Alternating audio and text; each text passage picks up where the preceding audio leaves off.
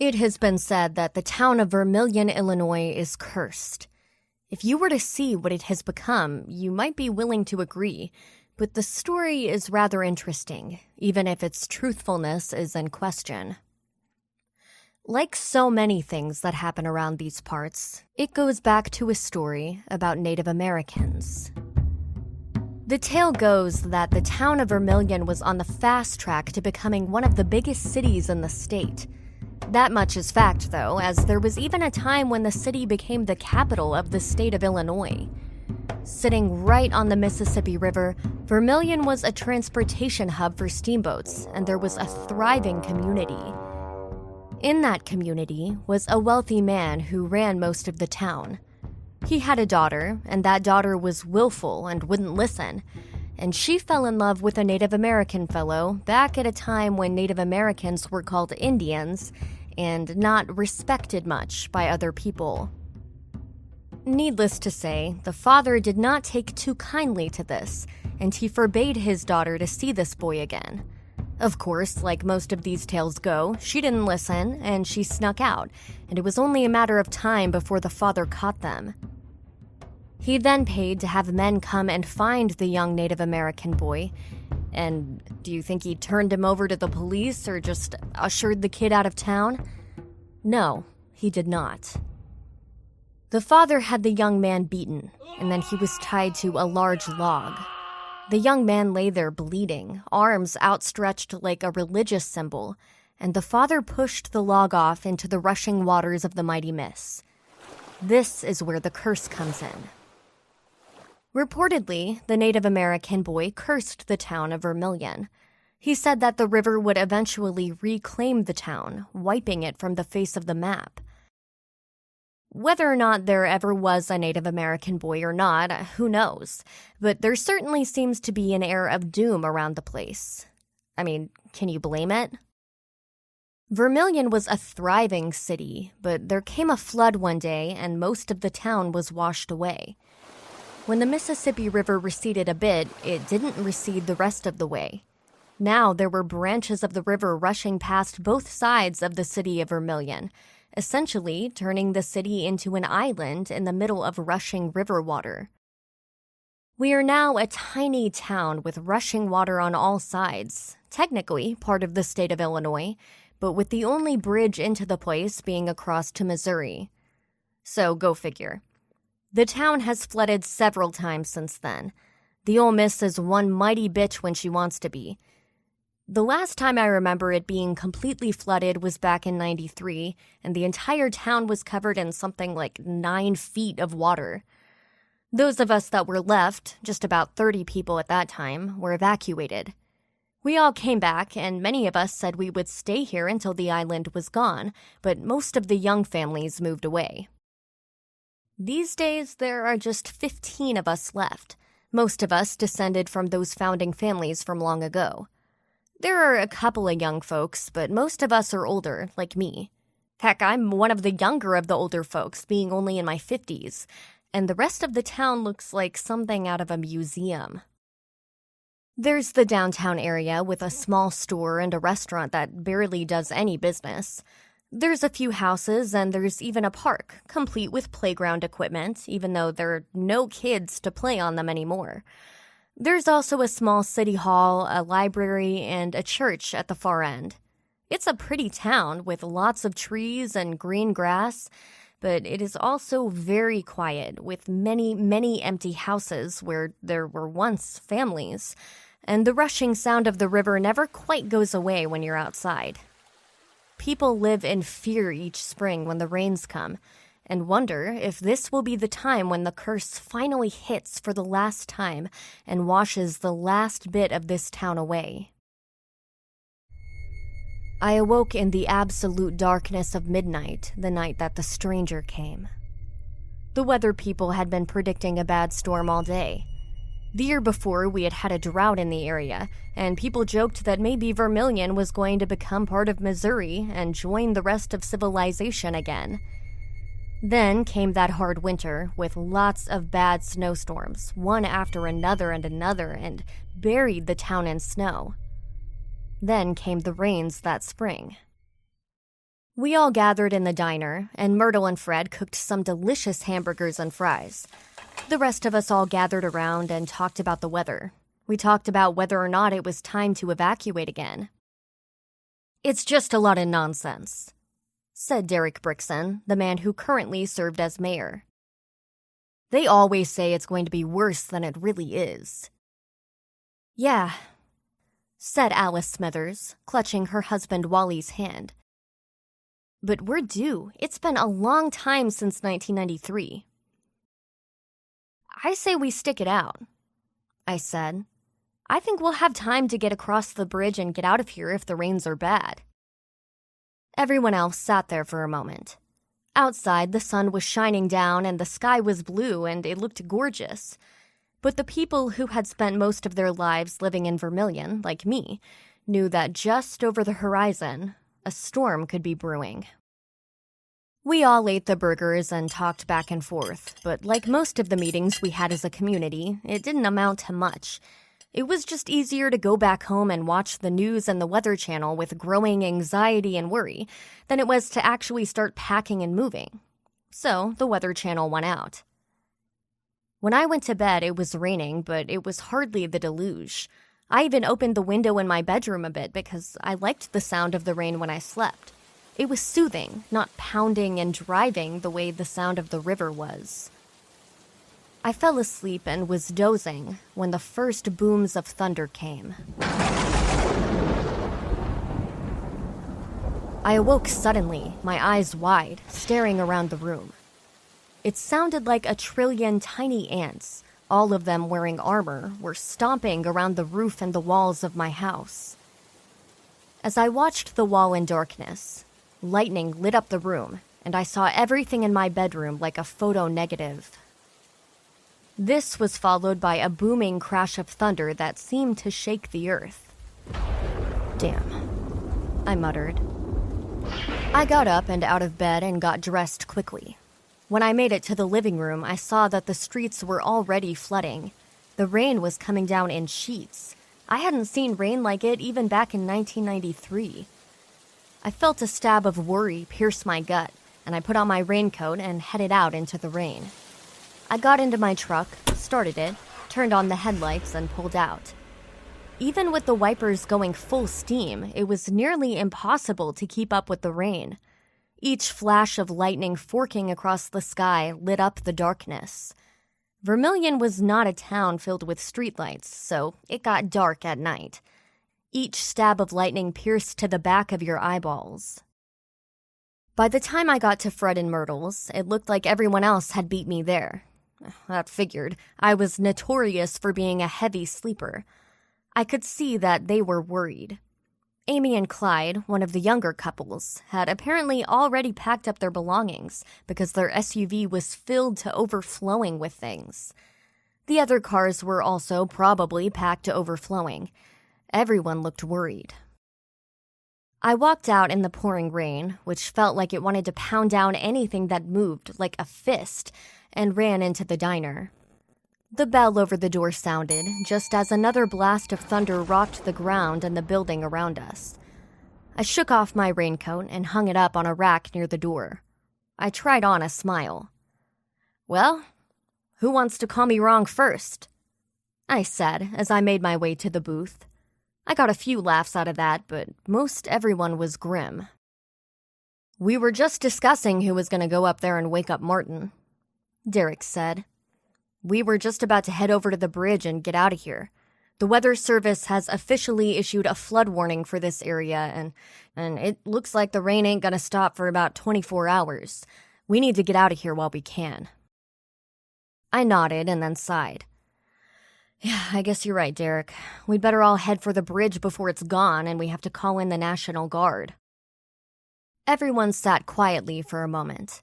I wished that Myrtle had some coffee brewing or maybe some of her great breakfast cooking. I loved her hash browns, and that was not a euphemism.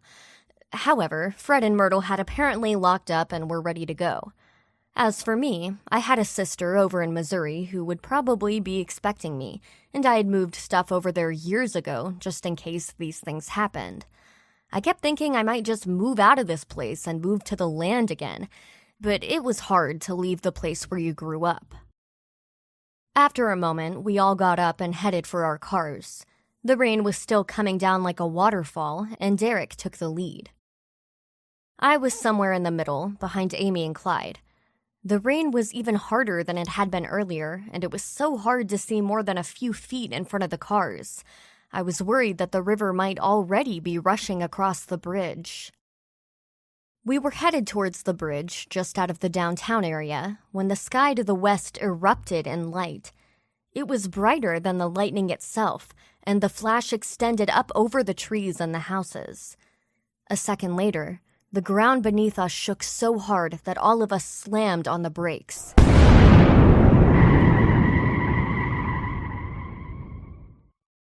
Derek got out of his car first. I was next.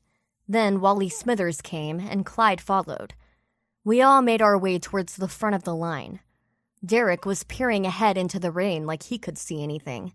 Derek took his job way more seriously than anyone else who was mayor of a town of 15 people should have. "What was that?" Clyde asked. "Was that lightning hitting something?" asked Wally. Derek shook his head. "No, that wasn't lightning," he said. "That was louder and brighter than lightning and thunder." "Then what was it?" I asked, now with a jagged knife of fear in my gut. "I think something blew up," Derek said, looking back at us and squinting as the water ran into his eyes. "What?" Fred exclaimed. "What the hell are you talking about, Derek?" "I'm telling you that I have seen dynamite used before, and that was sure a lot like dynamite," Derek said. We all stood there getting soaked for a bit, staring at each other. The rain was highlighted by the headlights of our cars. "So what blew up?" Amy said. All of us turned around in surprise. None of us had heard her walk up. "I don't know," Derek said. "But there isn't much up that way besides the bridge." All of us stared wide-eyed now. "Who would blow up the bridge?" I asked. "Derek, you're full of shit," Wally said, suddenly turning around and heading back towards his car. "I'm going."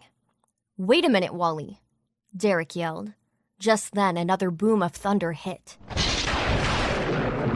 Wally did not wait. He got into his car and drove around us. I felt the water splashing the lower part of my legs as the car flew past. I watched him go and wondered if I should head back home and hope that this rain stopped, or drive after him.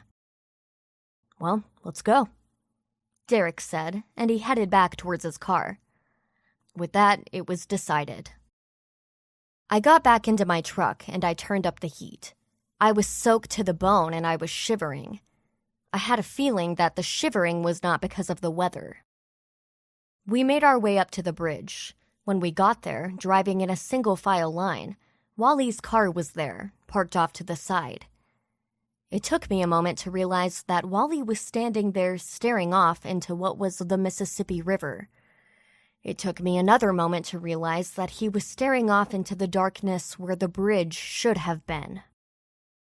It was nearly pitch black, and that should have been the first warning because the bridge was the one place normally lit up like Times Square, since we never wanted anyone coming home at night and driving off into the river because it was dark. I parked my truck and got out, and I was beside Wally in seconds. I heard other doors opening and closing, and feet sloshing through puddles. Our headlights shone out, and it was obvious now that the bridge was gone.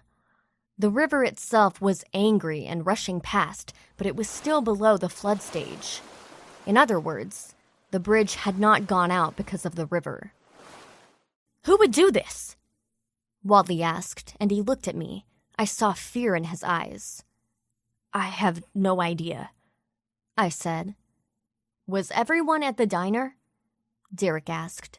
"Was anyone missing?" "What are you implying?" I asked. "Jesus, Derek, you know everyone in this town. Do you think that suddenly one of our community was a terrorist sleeper cell all this time? And what, they got the call to blow up a bridge in some town in Illinois that no one has ever heard about? For what purpose?" Derek turned on me, the headlights making his eyes blaze. "Well, look at it, Martin. The bridge was blown the hell up. Someone had to do it. The bridge did not decide to commit suicide." "Both of you shut up," said Fred, who stood there in the downpour with his arm around Myrtle. "You know this means that someone has either come into this town and did this, or someone on the other side did this to keep us here. We've got to get back to town now and call in the National Guard." We all looked down at our shoes. I studied the puddle that was growing at my feet. I sighed. This had happened before when I was much younger, and the Guard had sent helicopters and guys in boats to rescue people from their rooftops. Suddenly, the earth shook again. It was so sudden and so loud that I opened my mouth and screamed. All of us turned and looked back the way we had come. A huge column of flame and smoke shot up into the air. This was followed by another brilliant flash of light and another shock in the ground. We all felt the shockwave moments later. It was like getting hit in the chest with an invisible baseball bat. "Jesus!" Derek yelled. "Back in town!" Wally yelled, always stating the obvious.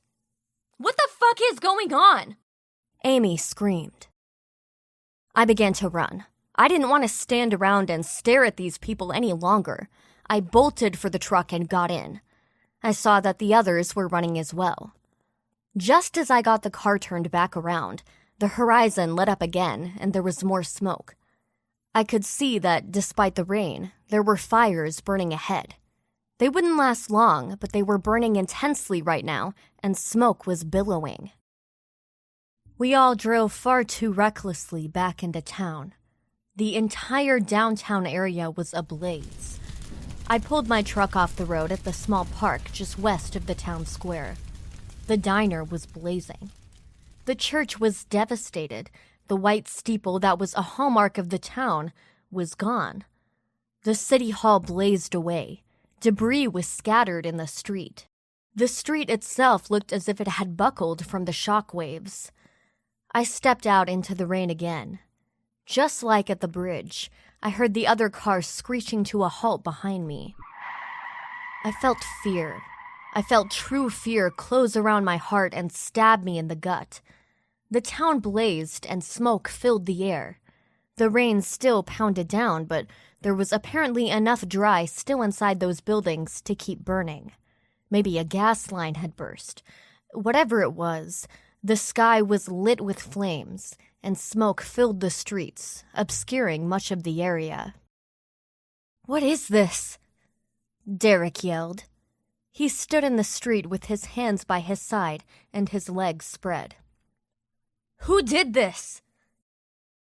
Wally was carrying the gun that he kept inside the glove compartment of his car and also stood in the middle of the road. We formed a kind of loose circle in the middle of the main downtown intersection. The city square and the park stood behind us, and it felt very open and vulnerable. "What do we do, Derek?" Wally asked. "Jesus Christ, what the fuck do we do?" "What's that?" I asked, pointing into the smoke that was pouring out of the ruins of the diner. "That's what's left of my goddamn diner," Fred said, and the pain in his voice was agonizing. "No, in the smoke," I said, pointing more emphatically. I wasn't sure if I was seeing anything for real. With the rain and the smoke and the darkness, I thought my eyes were playing tricks on me. Then, the shape in the smoke became more solid.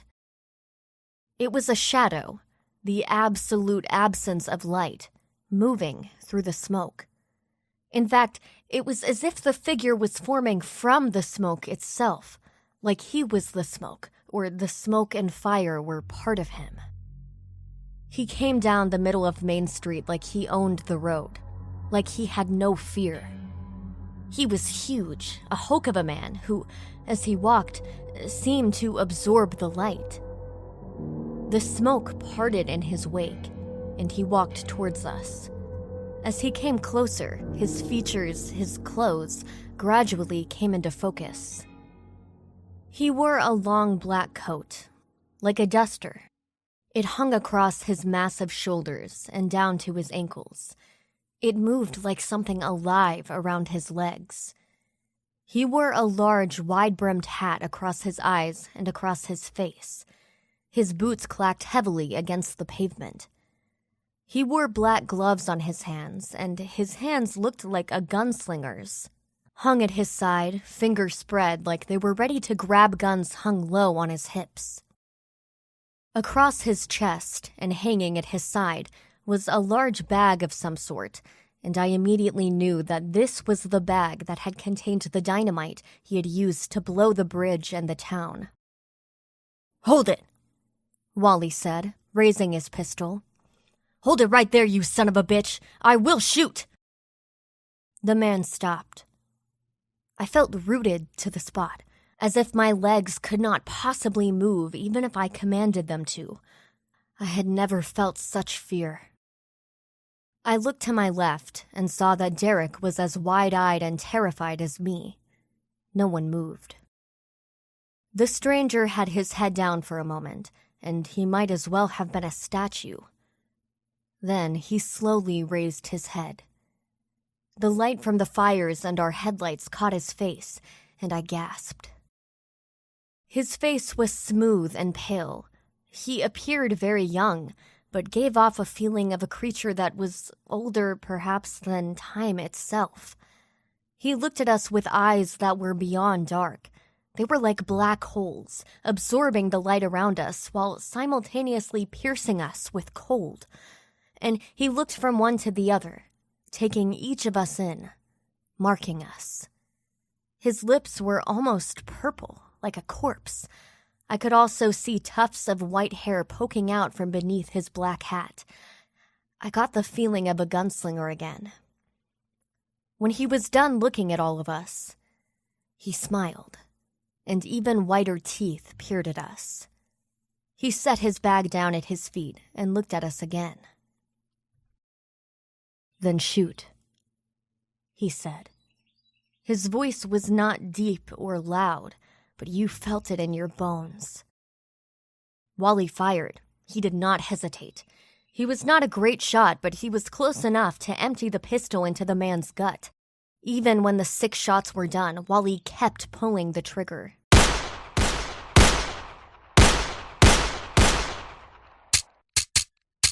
The stranger did not even move. It was as if the bullets vanished into the dark folds of his coat. When Wally was done, he raised his head and looked at the man. I saw Wally's knees go weak, and he nearly fell. If it had not been so wet already, I would have bet that Wally wet himself when the stair crossed over him. "It is Judgment Day," the stranger said.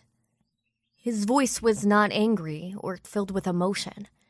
It was a statement, like saying that it was raining. "Judgment Day for Vermilion." And just like that, the stranger moved. One moment he was there talking, and the next he was in front of Wally. He was a blur that your eye just did not register. In a flash, the blade he had tucked into his coat was out, and he had slashed Wally's throat all in a matter of half a second. Wally made a gurgling sound, and then he started to falter. The stranger caught him, and then pulled the spouting neck to his lips. As I watched in growing horror, the stranger began to drink the spurting fluid that jetted from Wally's neck. Despite the rain, I could distinctly hear the sound of the blood that dribbled down his chin and spattered onto the pavement. The gore flooded into the man's mouth, and Wally got paler and paler, finally collapsing into the man's arms, his eyes rolled back into his head. It seemed to take forever. No one said anything, no one ran. Where would we run? I have no idea why I didn't even move. I just didn't. We just stood there and watched as this creature drank Wally dry and then threw his empty corpse aside and then turned its dark eyes towards the rest of us. Derek tried to run first. He managed to turn and make 3 steps towards his car before the creature was upon him. There was a soft tearing sound, like a harsh whisper, and a blade was slashed across Derek's throat. Derek staggered away, his hands clutching at his jetting artery. Again, the stranger buried his face in the spray of blood, opening his mouth to catch as much of it as he could. The others tried to run, but they never stood a chance. He got Fred just as Fred reached his car, his hands clutching the air and reaching for Myrtle, who sat in the car staring as the stranger ripped Fred's head clean off his body and drank the blood that spewed forth.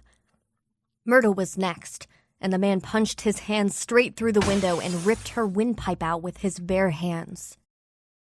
Amy and Clyde were running hand in hand down the street when the stranger descended upon them. His blade severed their hands and then slashed left and then right.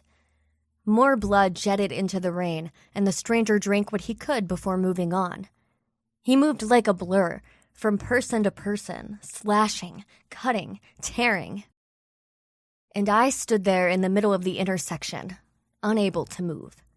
Each of my friends, people I had known for years, were torn apart in front of me, and I could not run. I could not scream. I saw judgment, and it came for me last. Each of the descendants of those who had created this town. He held a head in his right hand as he walked towards me. I knew that I should at least try to run, but it was pointless. I just watched as he walked up the road in the rain, the duster moving gracefully around his legs. As he got closer, I could smell him. I smelled the fresh blood, but there was something else there, older, more ancient than anything man had made. The blood of 1,000 years came off of him. Beneath that was the smell of earth, the dirt of millennia. Beyond that was decay, like rotting flesh. He towered over me, blocking my view of everything in front of me, save for the long black duster and the wide-brimmed hat. His old young face stared at me with nothing resembling hatred or anger. This was what he did. I knew it then. This was what he had always done, for centuries. Whatever had made him what he was, this was now his task. He brought down judgment, and judgment had come to Vermilion. His eyes that almost appeared as sockets rather than irises and eyeballs, regarded me. He cocked his head from one side to the other. "Do you not fear me?" he asked. I nodded. Yes, but would it do me any good to run? He laughed. Again, the laugh was not evil, not terrifying, but almost pleasant. No. Why now? I asked. This town was cursed so long ago. Why now? He seemed to think about that for a moment. Then he shrugged. It just is. For some things, there are no answers. I nodded. I guess not. I felt like I should ask more. Here was a timeless being, the stuff of nightmares, the vampire out of the horror movies, and who had probably seen things that I couldn't imagine. Yet I found I had no questions to ask. He had nothing else to say. He moved in closer, and I stared into his dark eyes. My legs still would not move. Judgment had come to Vermilion, and it would drink its blood.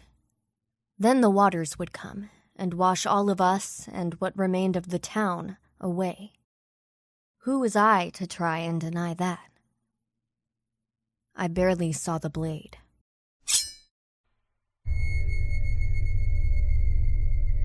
The poor residents of Vermilion never knew what hit them, but they knew they owed a debt paid in blood.